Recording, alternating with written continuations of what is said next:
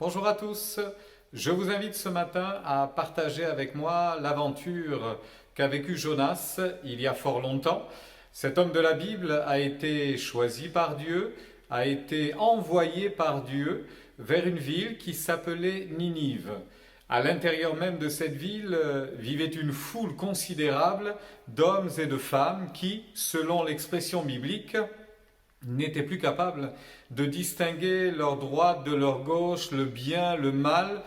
C'était une génération, c'était une société qui vivait sans Dieu, qui avait ses dieux, mais qui ne connaissait pas le vrai Dieu, le Dieu créateur, le Dieu rempli d'amour, de compassion, de miséricorde et évidemment de sainteté.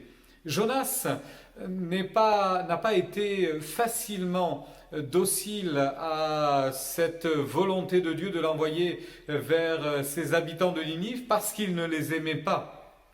Ninive à l'époque était en conflit avec le royaume d'Israël et Jonas considérait les habitants et le roi de Ninive comme des ennemis. Donc il n'avait absolument pas l'intention d'aller vers eux pour leur annoncer quoi que ce soit. Bien que le message ait été dur, d'ailleurs, il le dira lui-même dans son livre envoyé par Dieu, il devra annoncer à ce peuple encore 40 jours et la ville sera détruite. Alors pour vous débarrasser de vos ennemis, rien n'est meilleur que d'entendre une parole ainsi, dans 40 jours, vous mourrez tous. Cependant, Jonas, au fond de lui, savait que Dieu était un Dieu de miséricorde.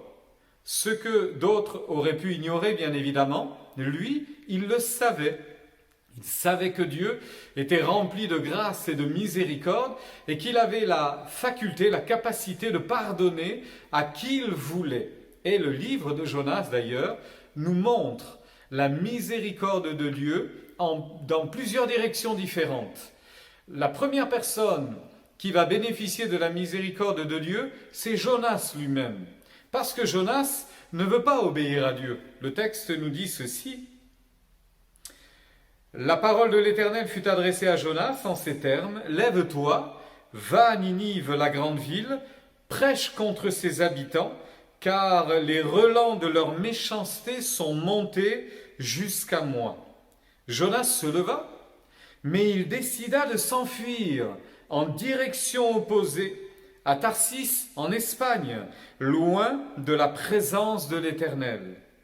C'est un homme qui va désobéir. Il va en direction du port, il s'embarque sur un navire, le premier qu'il trouve d'ailleurs, pour aller le plus loin possible de la direction de Dieu, le plus loin possible de la volonté de Dieu. La chose évidemment ne va pas plaire à Dieu et les choses vont mal tourner, très rapidement mal tourner. Mais l'Éternel fit souffler un vent violent sur la mer. Il déchaîna une tempête si terrible que le navire menaçait de se briser. Les marins furent épouvantés et chacun se mit à implorer le secours de son Dieu. Puis ils jetèrent la cargaison par-dessus bord pour alléger le navire. Jonas était descendu dans la cale du bateau, il s'était couché et dormait profondément. Le capitaine alla le trouver et l'interpella. « Eh quoi? Que fais-tu là? Debout, appelle ton Dieu au secours. Peut-être ce Dieu se souciera-t-il de nous et épargnera-t-il nos vies et nous ne mourrons pas. » Pendant ce temps, les matelots se dirent entre eux, « Voyons, consultons le sort pour savoir qui nous attire ce malheur. » Il est évident que c'était une idée chez les matelots, chez les marins, ceux qui naviguaient, que lorsqu'il arrivait des malheurs ainsi, on était prêt à se poser la question, n'y a-t-il pas quelqu'un parmi nous qui attire le mauvais sort? Et ainsi, ils ont mené leur enquête, et vous savez quoi, le sort est tombé sur Jonas. Et c'est ainsi que le capitaine revient vers lui, avec les marins pour dire « Mais c'est toi qui nous attires ce malheur. Pourquoi? Parle. Quelles sont tes affaires? D'où viens-tu? De quel pays? De quel peuple ?» Alors Jonas, qui voulait avoir un avenir plutôt tranquille, va se retrouver en plein tourment. Mais à qui la faute? C'est bien de sa propre faute, évidemment. Alors il va s'expliquer. Et il va expliquer ceci: je suis hébreu et je vénère l'Éternel, le Dieu des cieux qui a fait la mer et la terre. Puis il leur raconta son histoire et leur dit qu'il s'enfuyait pour échapper à la présence de l'Éternel. Alors ces hommes furent saisis d'une grande crainte et lui dirent: pourquoi as-tu fait cela?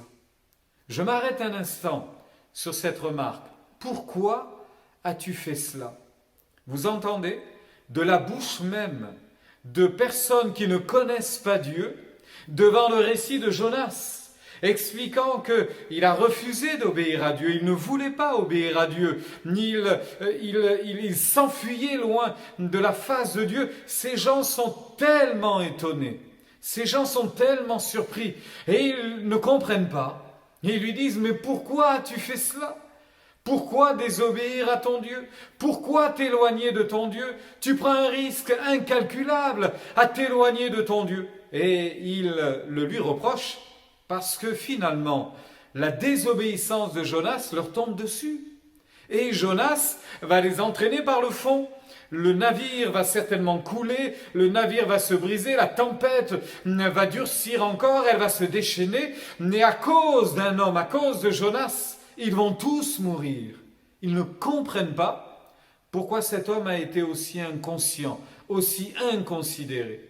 Alors Jonas va être repris dans sa conscience et ne sachant trop comment faire, il va simplement dire: prenez-moi, jetez-moi par-dessus bord, jetez-moi à la mer, et elle cessera de vous être contraire, car je sais bien que c'est à cause de moi que cette grande tempête s'est abattue sur vous. Jetez-moi par-dessus bord. Et là, les marins sont pris entre deux feux. Si on le jette par-dessus bord et qu'il sert le Dieu qui a créé le monde et donc cette tempête, il y a fort à parier que ce Dieu nous le reproche et nous allons tout de même mourir.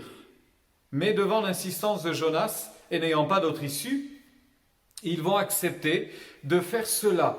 Mais au préalable, ils vont demander à Dieu de pardonner leurs fautes, de pardonner ce geste.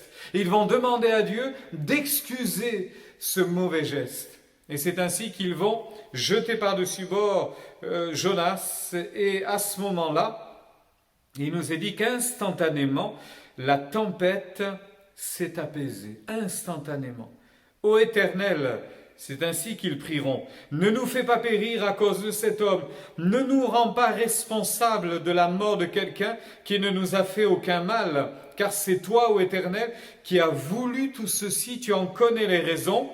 Ils ont jeté Jonas par-dessus bord et, saisis d'un profond sentiment de crainte à l'égard de l'Éternel, lui offrirent un sacrifice accompagné de promesses personnelles, de vœux. Voyez-vous, la première personne à qui Dieu a pardonné, c'est Jonas.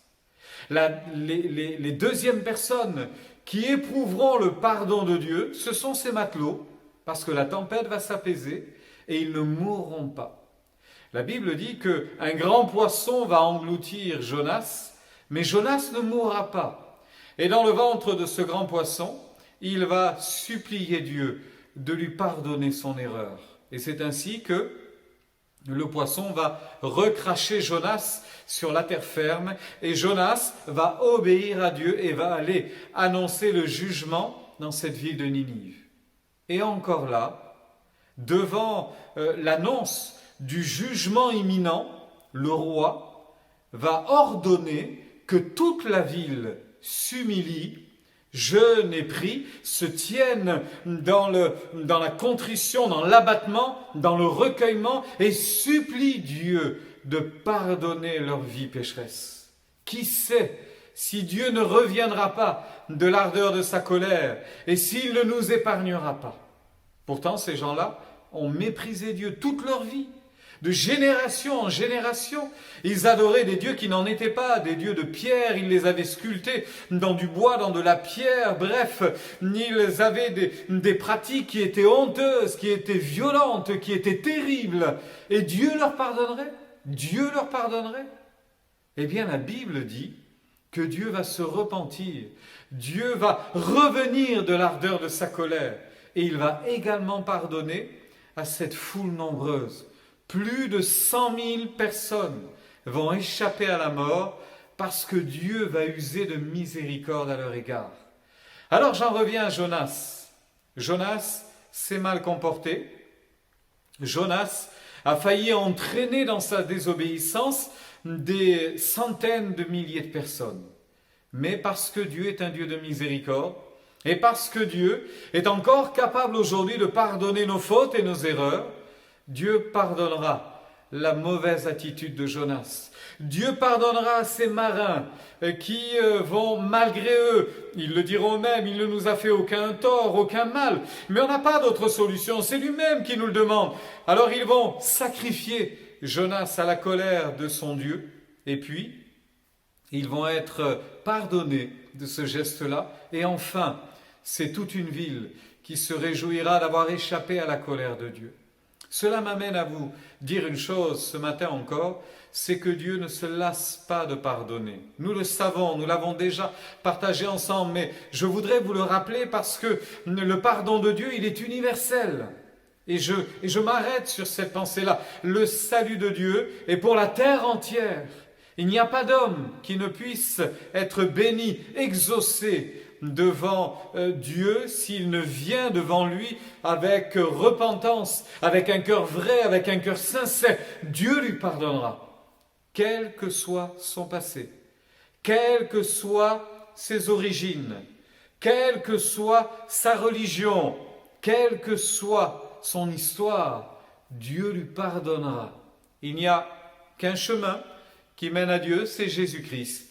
Et pour vivre ce pardon qui est offert à tous, il suffit juste de passer par la porte qui nous fait entrer dans le salut par grâce et qui vous amènera au pied de la croix, qui nous amène systématiquement, régulièrement, à chaque fois devant la croix où Jésus n'est plus, parce que Jésus a été crucifié, il a été mis au tombeau, il est ressuscité d'entre les morts, il n'est plus sur la croix. Et lorsque nous contemplons cette croix vide, nous réalisons l'œuvre accomplie, tout a été payé, tout a été pardonné.